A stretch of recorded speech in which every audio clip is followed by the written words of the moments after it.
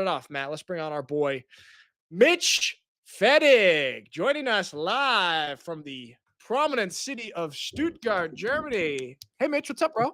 What's up, fellas? What's up? How you doing, man? All right, Mitch, we got to start this off because last week, I don't know if you saw our episode. It was just embroiled in controversy due to Matt's rankings of the top 5 safeties. Because he sort of categorized you as a corner, and I kind of picture you more as a safety. How do you feel about that? Where do you land? What do you really identify as, a corner or a safety? I definitely identify as a pure safety that can also play corner though. See, But that's what I I was would call saying, myself a safety. Nick. What, Matt? What? Because he can play corner, he's disqualified from the list. No, he is an elite corner. He played at all-star level in corner. He didn't play full-time, of course. Like Raheem, he kind of moved between the two of them, no? So he would kind of be a DB, not a CB or an S. Okay, yeah, all right, sure. I guess that's fair there. Mitch, do you and Matt can squash the beef here? No, the beef is still strong, but hey. No, No, Matt, Mitch, we keep the beef. I like our defensive players to have beef here. Speaking of which, I mean, because you play both, what is the biggest difference for the lay person out there? Biggest difference between playing safety and playing corner, both physically and maybe mentally? Is there also a difference there? Yeah, so I think the biggest difference would be like my vision and my leadership on the field. Okay. Safety, I'm able to kind of involve myself in more plays, which I really enjoy. Yep. And then everyone can kind of hear me. I'm like in the back of the defense, so everyone can kind of hear me making the checks, making the communications. When I try to do that at corner, you're kind of on an island. So you can kind of be taken out of the game fully. It's like not really involved in plays. When you're trying to make checks based on certain formations and stuff or certain tells, no one's really listening to you out there just because you're just kind of far away. Like sometimes there's a wide split by the receiver. You're like not really involved. So yeah, I would say those are the biggest differences. Okay. Leadership, communication. I like that. So you would say that as a corner, you can be taken out of the game. Matt, do you not remember when I said when you were really excited about the Prague corners? I said, yeah, but you could take corners out of the game. And you said, no, not really. Well, now we got Mitch back up here. Two. You think you could take Mitch and Raheem out if they're both playing corner? Is that what you're saying, Nick? I just want to get that on record. No, I'm not. No, hey, I'm not taking any sides here. I'm just relaying the information and letting you defend yourself. I mean, we just talked about top 100 though, Mitch. You were not very high in my opinion. You should have been higher. But what's your opinion? Where do you think you would have landed in that top 100 if it was your list? Was that like AI/metrics that did that mainly? It was Niels's stat-based approach. I'm not sure the exact numbers that went into it. Personally, I mean, you had 5 picks, and I don't know how that doesn't get you in the top for the thing. But personally, I would have had you in the top 10. Where would you have been? That's a good question, man. I don't like necessarily ranking myself. I think that is for other people to do. If that was like AI sports metrics, I think there is some time before AI and sports metrics takes over the world, I would say. But no, just I'm messing, man. I'm more like those things are all fun and games, but at the end of the day, it's kind of like a consolation prize. Like we didn't win the championship. You know what I mean? That stuff is all nice when you win the championship because it's like, okay, sweet, I'm top 10 or top 50, top 100, whatever. But when you don't win the championship, it's just kind of like, oh, here's your participation trophy. Yeah, there you go. I like that. But I mean, at the end of the day, accolades are great, but winning is greater. So that's kind of what the prize is. What a wise man. So the accolades are like the cherry on top of the cake, but winning the championship is the cake. Exactly. Exactly. Yeah, metaphor. All right, let's talk about that a little bit then, because you're going into now year 3 with the Surge. You guys made it to the championship game last year, or in 2023, lost in the semifinals last year, both to the same team, to the Rhine Fire. Last year, probably leaving a little bit of a bad taste in the mouth. What's the vibe like for the Surge preseason? I mean, the Surge have brought back a lot of guys, loaded up. A lot of people are talking about you guys as one of the favorites this year. How's the vibe been in preseason? Just hungry. Definitely motivated. I think it's great. We're building on a lot of the relationships. We get along with all the guys, even like the new pieces that come in kind of just gel and mesh with us right away. I think that's where our staff just does a great job at bringing in characters that just kind of will just come and just mold well with the team. So yeah, we're just hungry. We're motivated. We've been close twice, and close isn't good enough. So we're just eyes on the prize. So Coach is not good enough. That semifinal game, that was a tough one. But hey, yeah, that was. your championship in Stuttgart could be a storybook finish, bro. It could be. It could be. That's the goal, but that's the goal of every team in the league right now. So It's true. Matt, one practice at a time. there you go. Matt, you got a question for Mitch? I mean, what did Coach Newman say after that game? That's what I'm interested in, because you brought in a lot of like guys that have played for the Surge before. You, of course, Riley as well. I'm not sure if he was going to come back, but then you kind of reloaded. You got Tommy White and you got Daniel Pedro. You've got these great young talent to add to the already established, probably top 3 or 4 roster in the league. What did Coach tell you to prepare you for this season and to get all of this elite talent back in Stuttgart 2025? I think it really just came to the fact that we set off on a mission when we started this whole thing, and that mission hasn't been completed. So when you got guys who all have the same goal and the same vision, it's kind of easy to kind of get guys to get back on board, get back on the wagon to kind of complete that goal. Or else it's like holding in a sneeze, you know? You just gotta finish, man. You just gotta finish. One of the worst feelings in the world, holding in a sneeze. Yeah, I can't imagine. exactly. I can't imagine the feeling that you're going through of holding in a sneeze for multiple years. We got Alex Malchow in the chat. That says Mitch Fedic, most handsome man in the ELF. Mitch is a model. He does a little bit of modeling as well. Does stuff off the field. Says job's not done. But Mitch, I'm super interested in the I know we touched on a little bit with the position stuff, but the mental aspect of your game. Your wife, obviously, sports psychologist, so you've done a lot of work on the mental aspect of the game of football. Can you talk a little bit about that? How you've developed mentally as an athlete over the years? Yeah, I mean, I would say that's been like the biggest development of my game. Yeah.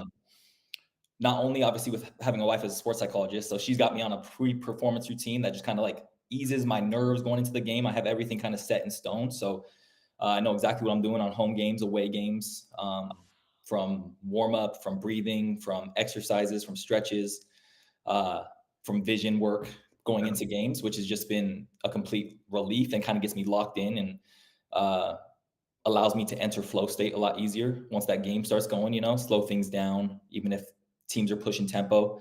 But then also just from a football intelligence standpoint, learning from Cody, learning from Coach Johnny, Coach Cody, those guys get me dialed. Like I came from a 4-2-5 in college, so now we're kind of like more of a 3 down front, obviously, as you've seen, and just learning like more nuances, more tendencies, just from those guys. And it's just been awesome to kind of soak it all up from what those guys have been able to teach. So yeah, and it's also cool, like the continuity with you guys, like with Cody, with Johnny, and some of these main guys on the defense, and just I mean, you guys now have been working together for this will be your 4th year with them.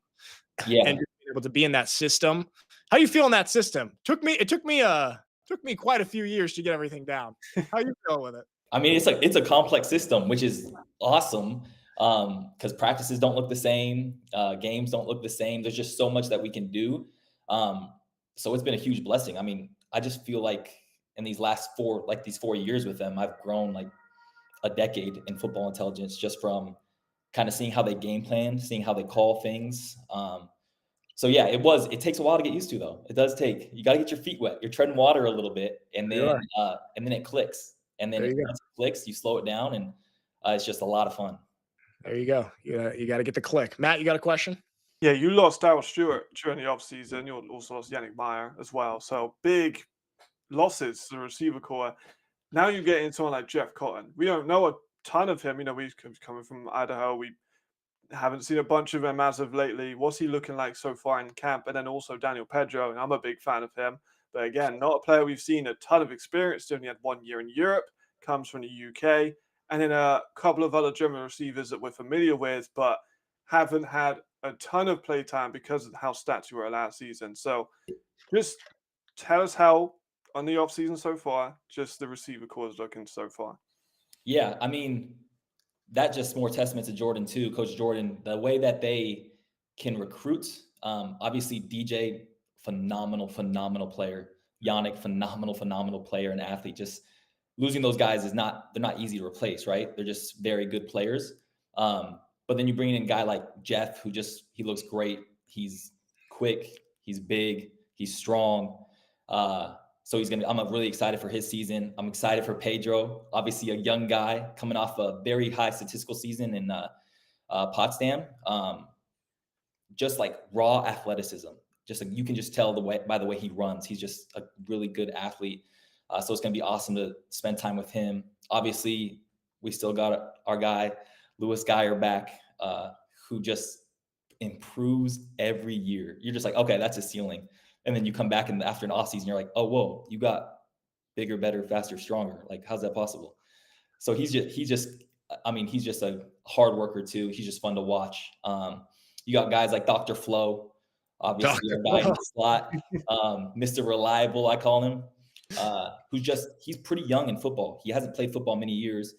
And then he comes and he scores a touchdown in the semifinal on the biggest stage against the Rhine Fire. And it's just like, okay. Like, so it's just awesome to see some of these guys develop through the years and just become kind of like consistent and reliable. So yeah, I'm very excited about our offense and very excited about the group we have and how hard everyone works. A lot of ballers on that offense. Mitch, who are you most looking forward to playing against? Which game you got circled? Week one, man. Week one. Yeah, it's just it's always fun after an off season, after a preseason and camp to test where you're at. You never fully know until the lights come on and you get hit in the mouth and you hit someone in the mouth. You never know how teams are going to react, how our team's going to react to adversity and to success. So yeah, I'm very, very excited for week one. And it's gonna be fun. There we go. Yeah. Coming off the offseason, especially as a defensive player, I always thought, like, am I going to remember how to tackle people live, full speed in a game when a game comes around? You always remember. It is like riding a bike, but that first game it always hits a little different. Matt, I got one final question that has nothing to do with football. So Matt, if you have another football question, go ahead. Yeah, so you got the Galaxy week one. How's tape study going for that? Who are you looking at in that matchup? Obviously their offense is very potent, high-powered offense. They kind of have weapons all over. So yeah, it's going to be fun. They can kind of hit you from all directions. Obviously, they have strong running back core, strong receiving core. Their quarterback is solid and he can move around. He can make tough throws. So I want to say there's anyone in particular, especially because we don't fully know. New head coach coming in. I don't really know where people are going to be lined up. But I know that they have offensive firepower, obviously from a defensive standpoint. So just kind of excited for that competition and to kind of show what we can do. There we go. Alex Mauchow in the chat says, nameless, faceless opponents for Mitch. Doesn't matter. Whoever. Line anyone up against me. All right. The most important question of this interview. It's a tradition, a long-standing tradition that we started last week with Reed Sinnett. Asking guys, what are their top 5 favorite movies? It's a very difficult question, and for a lot of people, it shifts around all the time, but it gives us a little bit of a glimpse into who you are. Mitch, what are 5 movies that you like? I'm going to start off with a football movie I used to watch before every youth football game, Friday Night Lights, with Billy Bob Thornton. Hell yeah. The Permian Panthers. So that would probably be, these are no order, but like that was just a pump up video game. I'd always watch a game against Dallas Carter. Just the pump me up going out there as a 5th grader, lacing red. I remember those touchdowns. And then I would go Arrival with Amy Adams and Jeremy Renner. I think that's a great movie.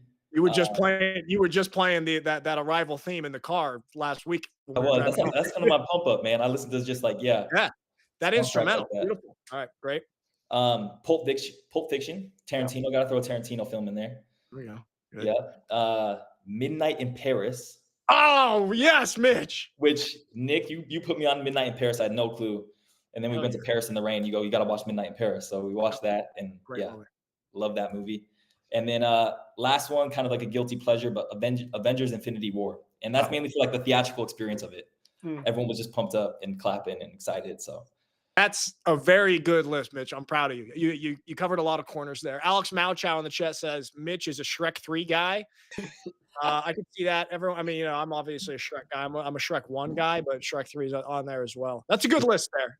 Matt, you got any comments on Mitch's list? You know what's crazy? I've never seen Friday Night Lights in my life. Oh, You haven't? I've never seen it in my life, which I feel like a lot of people are going to judge me for. But Hey, that's your UK, homework, you man. know? Coming Matt. from the UK, that we don't really get those films. You know, that's just not. It's just not available here that often. Matt, Yeah, not that's only homework for sure. not only is that important for football, but just this American culture right there. You got to watch that about 5 times before our next show. Okay. All right, I'll watch it after this. I'll put it on, and then Good. I'll see the vision. Yeah. All right. Thumbs up, man. Yeah, you're gonna be jacked up. You might there's some tears at the end, possibly though. All right, there we have it.